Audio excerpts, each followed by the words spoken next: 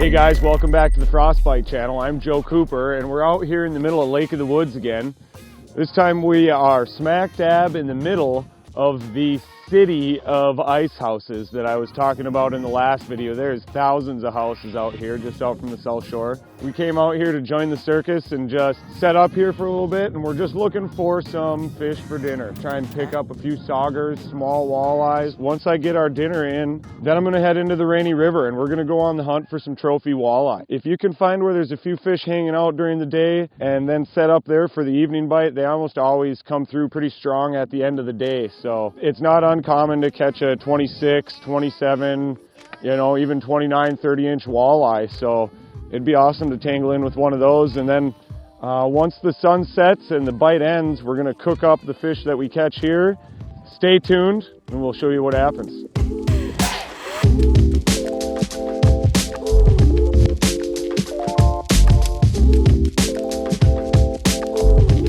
We're out here, we're set up, it's just a mud flat. That's what this whole city of ice fishermen, they're just fishing across flats. So there's really no structure here. It's very gradually getting deeper out into the middle of Big Traverse Bay. And it's just schools of walleye and sauger that are roaming these mud flats, eating different types of bugs, crayfish, minnows. It's about 30, 31 feet here, and we'll see what happens.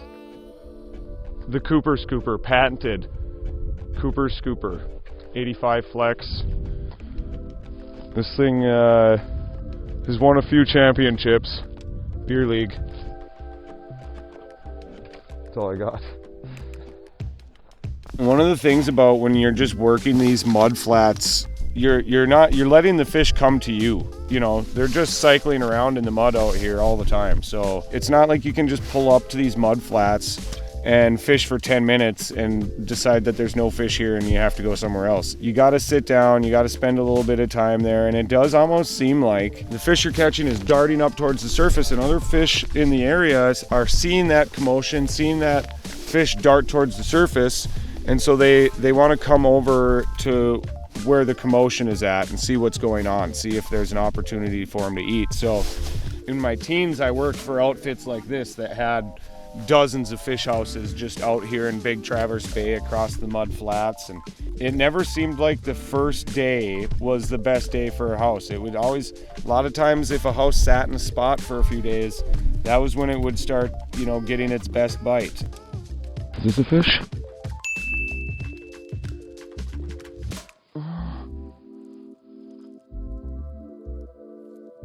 Don't.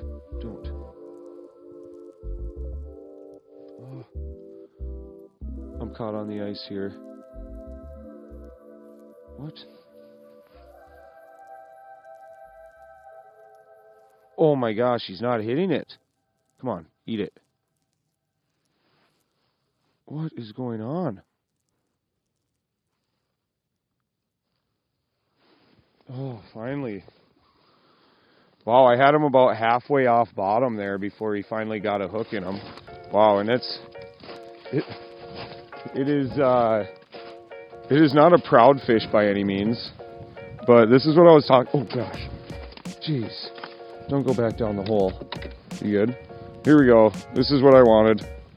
Something to eat. It's a sauger. The easy way to identify a sauger is these spots on the dorsal fin. A lot of guys try and tell by the white patch on the tail, but you just go by these spots on the dorsal fin. A walleye is solid saugers, spots, and kind of lighter colored. You can see he's got a little bit of barrow trauma there from coming up out of 32 feet of water. It's not a very big fish. He's gonna taste good though.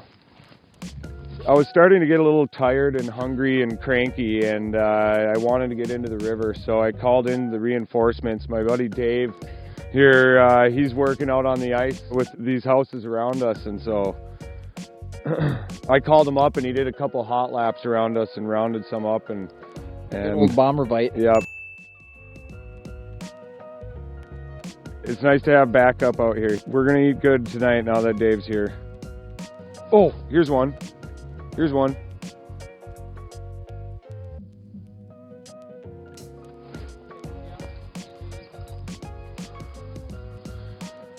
Oh, been just grinding away. It's another eater, hopefully, here. I'll try and get him in the hole. Walleye. On the rattle. Oh, wow. Okay. I'm a little cold and froze up here, so.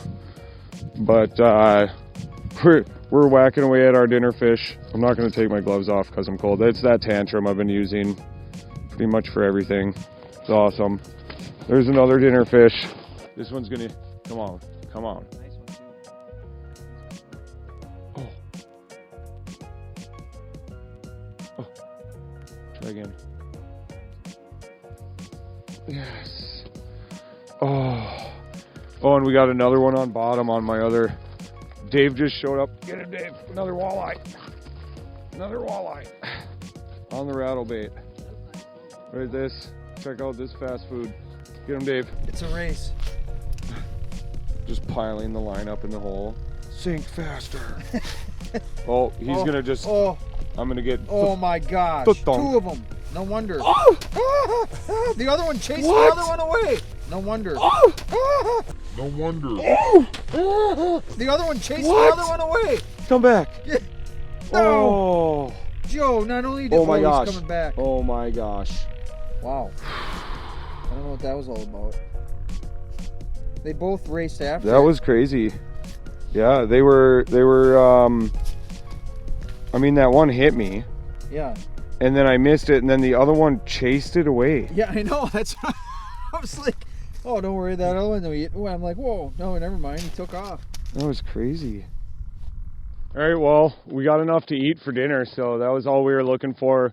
A couple walleyes and a sauger. We might get one more eating size fish in the river as we're searching through it, but we got to go in, and I got to grab some supplies for the rest of the day here, and then we're going to get back out on the river and try and hunt down that trophy walleye we're looking for. So next time you see us, we'll be chopping up the Rainy River and looking for a giant.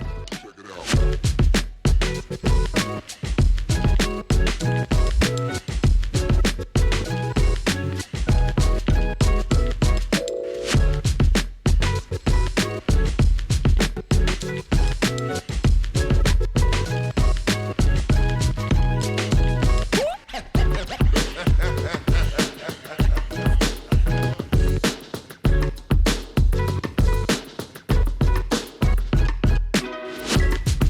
So as we're running and gunning down the river here, looking for some hot spots to set up for the evening bite, I'm kind of looking for a couple things as far as structure goes. I'm searching for a couple different things too. For the walleyes, I'm looking on the shelves anywhere from like 12 to 22 feet. I'm just kind of cruising along here. Sometimes I'll check the inside of the shelf closest to shore where the shelf starts to come up again to the shoreline.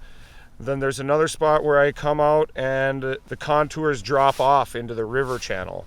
And I'm kind of setting up on these shelves along the river channel, along the main channel of the river, and looking for walleyes. One of the things with river fishing is dealing with the current, of course. And so what I like to do is I just have this jig and my minnow hooked kind of streamlined. When I'm just running and gunning like this down the river and looking for productive places to fish, I want something that will drop straight down and stay right underneath me, right where I want to be. This is a good option for that. I'm looking for fish on the graph moving around these spots, and when I find a spot that has a decent number of fish moving around on it, I know that's going to be a good spot to come back to in the evening.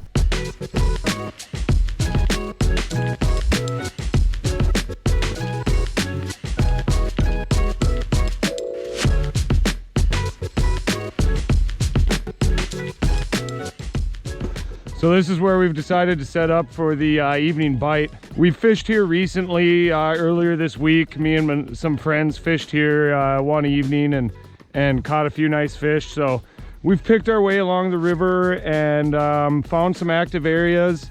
We looked around here and saw some fish. So we're gonna set up here for the evening bite. I kind of already wanted to fish here because we had fished here recently, but the fact that we saw some activity right when we pulled up, that made me want to set up. So I've drilled out holes for the house right here. And the way I did this, these 3 holes we're going to fish in, the live scope transducer downstream of where we're going to be fishing as the current pushes our lures into the transducer zone. And with the live scope, you can spin it to see where the lures are no matter what. But this way, if I set the holes like this, we'll be able to see all 3 lines easily without adjusting the transducer at all. So I've popped 2 holes in about 11 feet this way, and then I've got like 9 feet, 7 feet, 10 feet, 8 feet where we're gonna set the house. Prime time is when that sun just starting to hit those treetops. That's when you know you better be set up in your G spot and ready for some fish, because that's prime time. So here we go. Last couple holes quick. A lot of ice. Another one just downstream.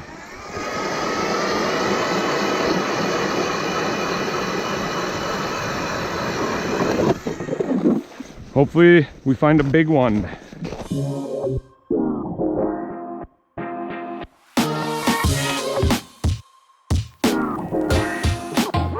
We set a flag up here, just a little bit shallower water. I think it's in about 8 feet. This is actually a hole that we were fishing last night.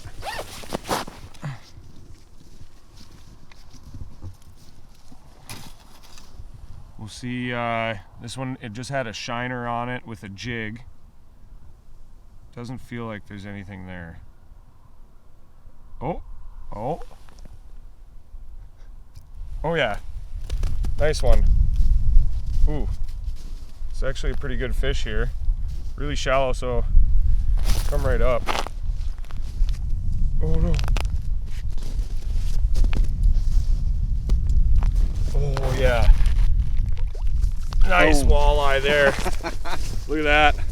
On the tip up. This is my good friend Dave, just showed up. All right, there's what that fish ate. Just had a little round head jig sitting just off bottom. Right, that must be 26 maybe? 26 incher or so. Nice fat Rainy River walleye. So we'll send this one back. This is a great reason to fish the river right here. That is a nice fish. You can see they're a little pale sometimes in the river. Here he goes. There we go. Awesome. Right on. That's the way it was last night. That tip up was, I don't know. Yeah, we had, I think, 4 flags on that last night. Probably a 24 incher last night. This one was 26.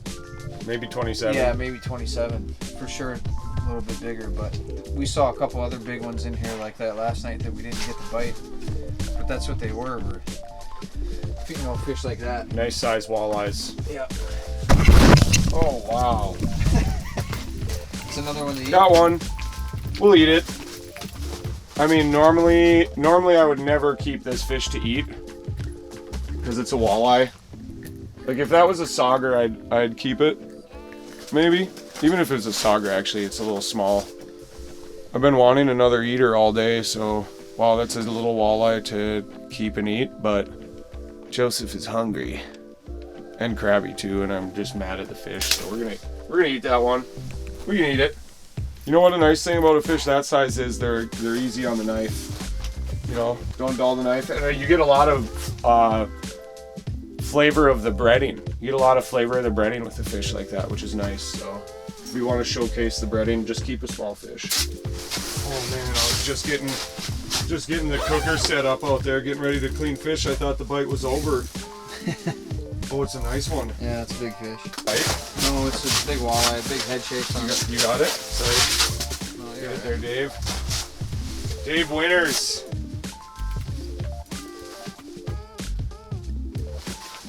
Nice. Oh yeah. Nice one. This is what we were looking for right here. Awesome. Oh, nice one. Right in the snoot. Gold dinner bell. That's the second one out of this area. We kind of searched up and down the river looking for a sweet spot, and look at that. There she goes. Nice work, Dave. Awesome. This is a little kit that kind of is nice to bring along on the ice, and I guess a lot of places they call it the FRYIN saucer, and it all folds up into a nice little carry case. 149,000 BTUs it burns at. It's amazing. Same burner as the space shuttle. Now that I got the oil warming up, I can go in and clean the fish and put them in the Cooper custom batter, and I'll get them back out here and fry them up. So these are some of those smaller walleyes and saugers that we caught out on the lake earlier today. It's perfect, nice little eaters. It's gonna be perfect for us. So the regulations here in Minnesota, there's size regulations for the walleyes and saugers we can keep on Lake of the Woods. No walleyes are allowed to be kept between 19.5 and 28 inches. And because of that, we have to keep carcasses of the fish that we've kept and cleaned here so that we can prove their size and species. Also, to clean fish and cook fish on the ice, you can't start cleaning them until you've already started warming up the oil. So now that I've got the fish cleaned and ready to prepare them, I'll finish bringing it up to temperature, and we're gonna fry them up, and it's gonna be awesome. These are walleye tartare on an oak cedar plank. And that's what I did here. This is some stuff I've just mixed up myself. I like the salt. It's got the right amount of salt, and it sticks to the batter nicely. I'm not gonna tell everybody my recipe, but you know, if you want to try my batter, it's a little old family recipe that has been passed down, and you can get it anywhere. So I don't coat the fillets in eggs or milk or anything like that. I just let them drip dry a little bit, get rid of a little bit of moisture. You don't want them too wet. You don't want this to turn into putty or something like that. So I'm just gonna let them sit here, keep the kitty litter down, and I'm gonna go check the oil, make sure she's getting hot.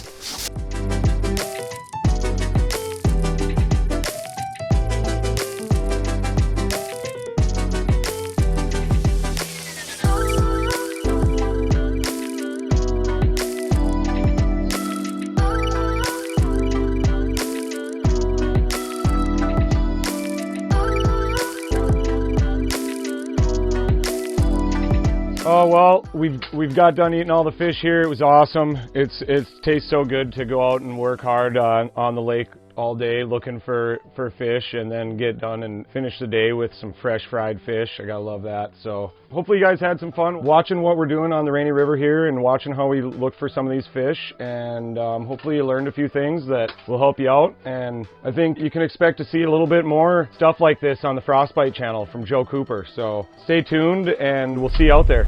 Thanks.